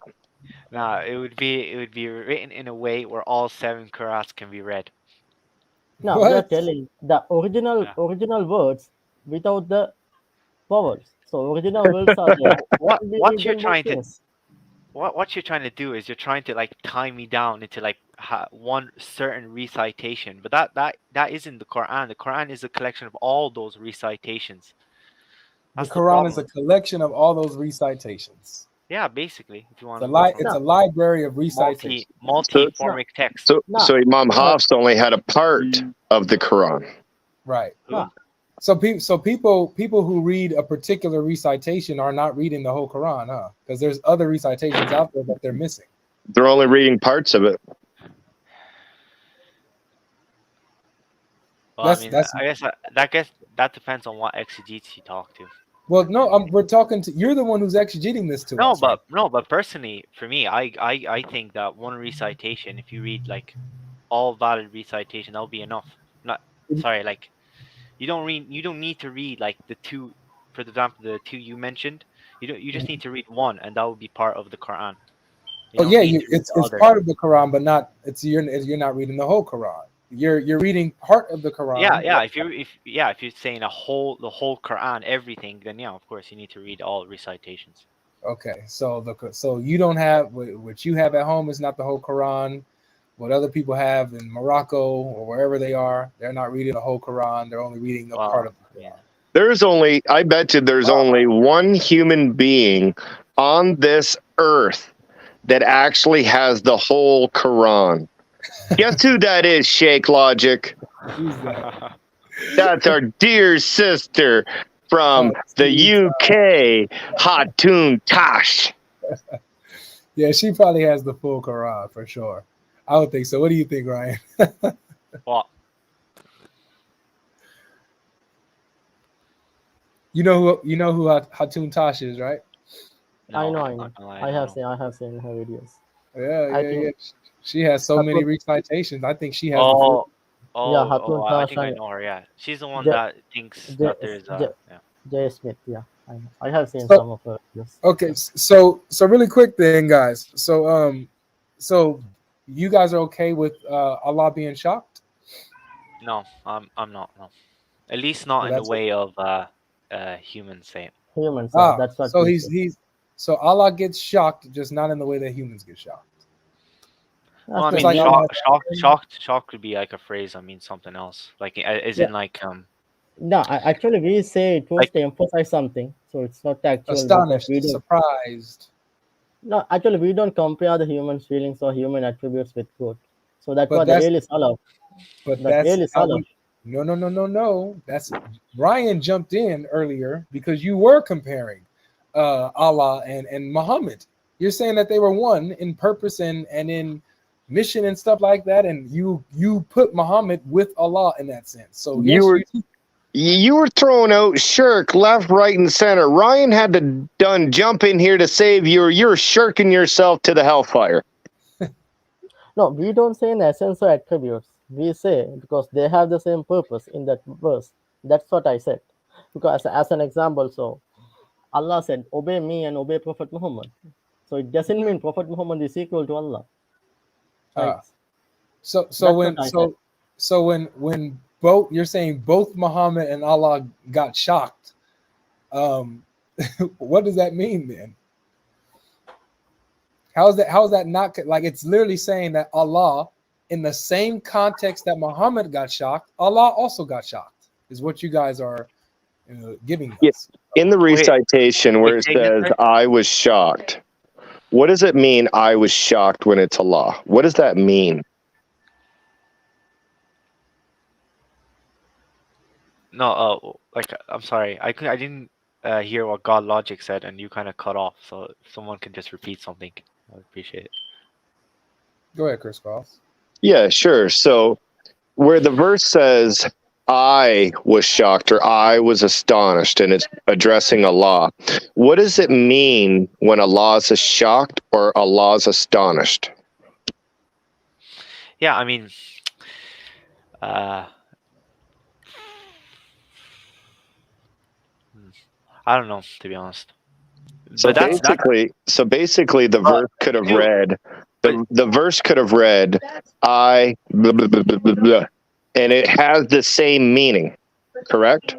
No, we not don't really. say. No, actually, we say because See, if you see the the Quran, you can see that Allah has face, He has hands. But normally, the Salaf, what they did, they translated as a literally. They translated as face, hand, but they did not comment on it. They did not analyze it. Which means they are simply translating it. We are not going to comment or analyze, or we are going to explain it. So that is the early Muslims did. So that is, we consider that is the right position we have to take. When Allah says something about His attribute or His essence, we are not going to compare, we are not going to analyze it. Just we believe in that one. Wait, does it? I hear all the time that the Quran, tells Muslims to use their brain and to use logic, right? That's what I mean. That's what I get told. I thought it was the opposite, but that's what I get told by Muslims. Yeah, but Allah is beyond our knowledge, right? Beyond our knowledge, beyond our dimension, beyond our understanding. So how can we supposed to understand? We are Is not he not? even Is he not? capable of understanding the science and mathematics. We have so Is he? many questions in science and mathematics. So how can we understand beyond our dimension? We Yeah, all, but we all actually, even you guys actually, God is beyond our dimension. Right? yeah. So how can you understand something which is beyond our dimension? Well, Best thing we can do is we can skip it. so is Allah, like when he communicates to you, is he communicating in a way that you can grasp and understand, at least to an extent? Yeah. Okay. So we know what shocking means, right? We have an extensive a concept of what shocking or astonishment is. So what is that? When Allah gets astonished, He at least gets astonished or shocked in some sense that we understand that what shocking means. Like He's surprised at some point. We don't know that, sure. We don't comment on it. That's we the know best we can do. Yeah, because if you go this way, I'm Because same sorry. thing. I'm sorry. I'm not going to let you play the mystery card because Muslims don't allow Christians to play the mystery card. So we're not going to allow you to play the mystery card either. When people start going, when Muslims start questioning Christians on the being of God, and we must be able to articulate everything in a philosophical way, and if we can't, then there's some type of contradiction and things to this nature. And as soon as it comes to the Islamic God, Allah knows best. Yeah, No. Ain't happening. You either now have to say, I will never question the Trinity or it being, or say it's illogical ever again, or you're answering for your God. yeah, actually I accept because some Muslims say they say because they're asking how, but even in Christianity or even Islam you can ask how, but the right argument is we say there's no enough evidence for Trinity. That is the Okay, right Razan, argument. can you now affirm the Trinity is not illogical because God is above our understanding? No, because certain things we cannot, because as an example, Yes, certain things, when it doesn't have to deal with your God, has to be explained. But when it has to deal with your God, doesn't have to be explained. That's a contradiction. If you don't have to explain your God, you can't then command other people to then describe theirs. Yeah, So either now, right here and now, either Yeah. answer for your God or admit that the Trinity is not illogical. No, actually, so I for don't understand myself, how that comparison like makes sense. Since like for example, Allah saying like I am shocked. Like since Allah like being shocked for Allah is not the same as it for humans. Like the Where do you comparison get that can't be from? the same. Where do you get that Sorry. from? Where do you get that from?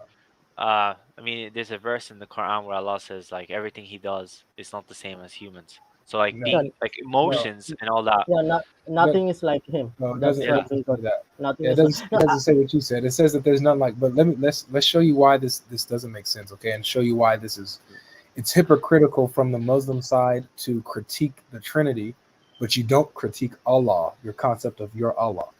Okay. No, I accept. So some Muslims they are asking how Trinity.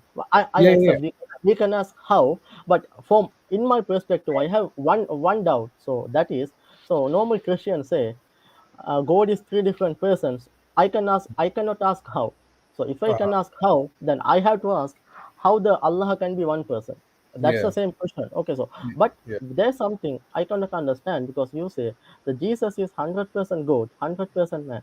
That is something problematic because certain questions we cannot ask. As an example, No, can I ask? because when it comes to God, all things are possible. Chris, let him finish. It's okay. It's okay. Okay. So let me ask you kind of this question. Okay.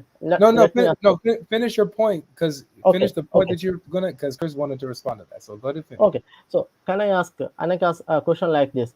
Can God create a man who is more powerful than God? So in that question, you cannot ask a question because that is a valid question itself. So that's why we say that is not a valid argument in it itself. Because if you say if God can create a man more powerful than God, because God can do anything, that's mean that man becomes the God. So that is an illogical question. So that's the same thing we are telling. So if you say it is 100% man, 100% God, that is in and itself it is a illogical point. So something like that question. So that's what we say. All right, I accept. Some Muslims ask how. I know it is a stupid question. I agree with you guys because if you ask how the Trinity can be three different persons, you can ask the Muslim how God can be one person. So both are the same level. I accept. I agree with you. But the right question is, first thing is we don't have the clear evidence from the New Testament for Trinity. Second thing. Wait. Pause. You said a lot. We're gonna focus. We don't have much time left. Let Chris respond to what you said. He was about to respond. What were you about to say, Chris? So he believes it's a logical contradiction for us to say that Jesus is 100% man and 100% God. The reason why he believes that it is a logical contradiction is he believes that it is one thing and it cannot be two distinct things. So as I said earlier, the ball cannot be blue and red at the same time. but the ball could be blue at one time, and at a different time it could be red. But at one time it could not be blue and red. Now, when it comes to the person of Christ, there is two natures, a divine nature and a human nature. Both come together in the one divine person of Christ. So we can rightfully say that Jesus is 100% God and Let's say 100% fully. man. Let's say fully, because they're the ones who put 100% on us. Sorry, yes. Fully God and fully man. Mhm. That's why we can say that Jesus is fully God and fully man, is because the natures, is the divine nature and the human nature come together in the one divine person of Christ. So it's not a contradiction. But I wanted to touch on this too really quick and show why this like how again this is still hypocritical, because even though you're saying that, you know, when it comes to the Trinity, you shouldn't ask the how, because it wouldn't be fair to you to ask the how of the Trinity. Well, you're still asking how the incarnation. You're still asking the how. How you're asking how is it that God can be fully God and fully man if he decided to do that? You're still asking the how, right? So that's where once you still ask us how the incarnation, then you still have to explain us how you know, Allah is shocked, or how the Allah has two right hands, and how Allah has a shin and stuff like. You're going to have to do the how if you're going to ask us the how. But it's different if you're saying, you know what, the how is beyond us, no problem. The how is beyond us. However, I don't see any evidence in the Bible that says that Jesus is God, or that teaches that God is a Trinity. I don't see any verses that teach this. Is that your position, Razan, or are you still doing the how position? No, so first, that is my position. I cannot see any clear evidence. Now, second thing, if you say he's 100% man, then he cannot be 100% good. He cannot be Fully, man. good. Let's change our terminologies just for right now, because Sheikh logic was correct. The terminology that we use as Christians is fully man and fully God, because if you use percentages, you can start minusing and adding in percentages, and we don't do that with the divine nature. Now, if you say he's a fully man, then he cannot be a fully God. If he's a fully God, he cannot be a fully man, because in the Old Testament, I have to stop you there. cannot be a man. Hold on, I have to stop you there again, because now you're going into the how now again. Instead of affirming, you're going into the how. Like, he can't be, if he's fully God, he can't be fully man. How does that even work? You're doing the how again. So if you're doing the how again, you're gonna the how again. If you're going back to the how, then you're going to have to answer us on the how is it that Allah, who's all-knowing, can be shocked, can be surprised. How is that possible? If he's all-knowing, then he can't be fully shocked. He can't be fully knowing and then fully shocked in a way that we don't understand. It just doesn't work. So I saw your sample. Okay, so can God create a man who is more powerful than God? Can you answer that question? That is a contradiction within itself. That's what I say. That's the same thing. When you say our answer in the Christian worldview is that God does not do anything outside of his own will.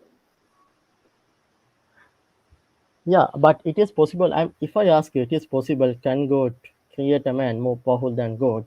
You cannot answer the question, because the answer to the question is the question itself is absurd. It's based on a contradiction. It's inherently contradictory, because God is all powerful. So obviously there's nothing that could be more powerful than him. The question itself is contradictory. That's what I say. The same way, your argument, your point is contradictory. It's in and itself, it is wrong.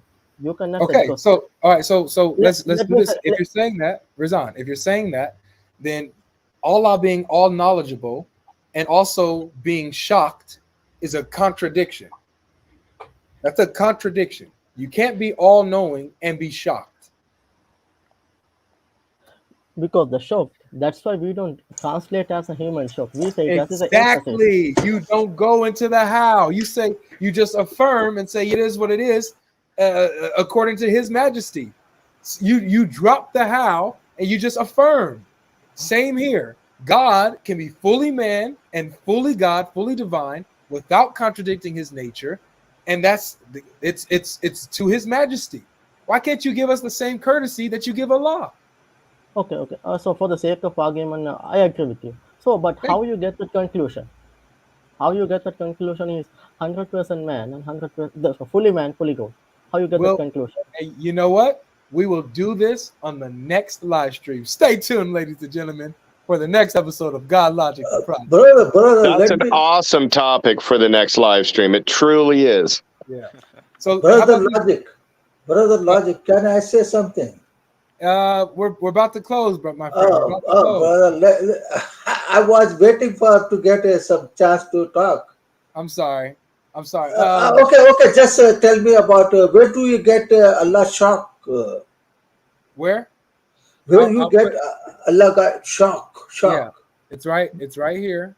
It's in the Hamza, or it's also known as the Caliph Quran, or recitation of the Quran, as we get today.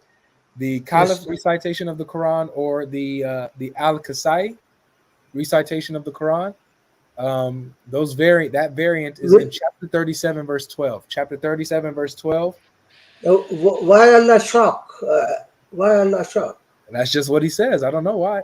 He was shocked because when he sent the revelation down, when he gave Muhammad the revelation to preach to the pagans, they begin to mock the revelation. They mocked Muhammad and they mocked the revelation, even with the clear proofs. And so Allah said, I was surprised that they mocked. No, I don't think Allah say anything like that in the Quran. I know, brother. But look, I'm gonna give you the link here. Do you read Arabic? No, I don't read Arabic.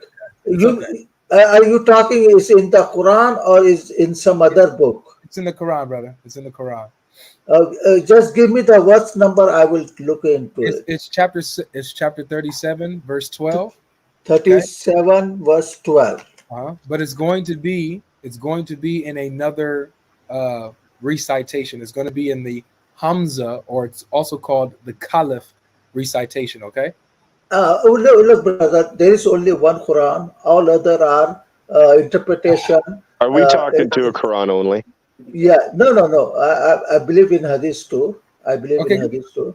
So listen, brother. There is only one Quran. All this other thing, recites. Listen. I would love to actually have a conversation with you. Okay, so I want to give you your time. I'm going to stream again. What's today? Tuesday? I'll stream again Thursday. Okay, I'm going to stream again Thursday. Please come around the same time. I will stream again Thursday. Come on and let's have a full conversation. We can have a full detailed conversation, fully detailed and explained. Okay. Okay. All right. Okay. Ryan and Razan, you guys are invited as well. Thursday. All right. I appreciate it. I'll come if I have time. Thanks. Hey, for sure. God Logic. I have we'll go into the Christianity topics too, Razan.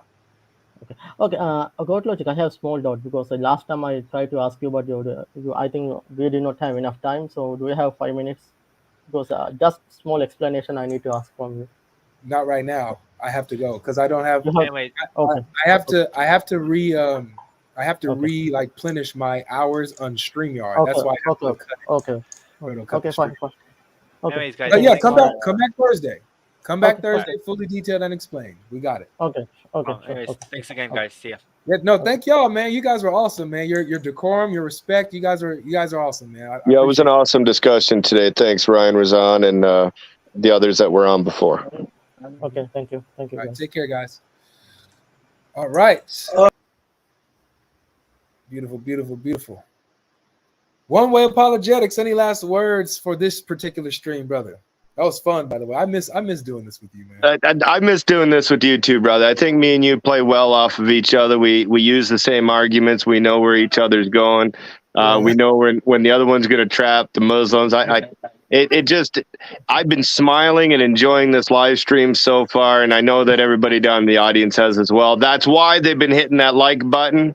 And if they haven't, they still have a few seconds, because if they don't, we don't want to see them be kissing no black stones. But other than that, brother, I think it was really awesome. The Muslims that we had up here today, they weren't combative. They were actually willing to have discussions.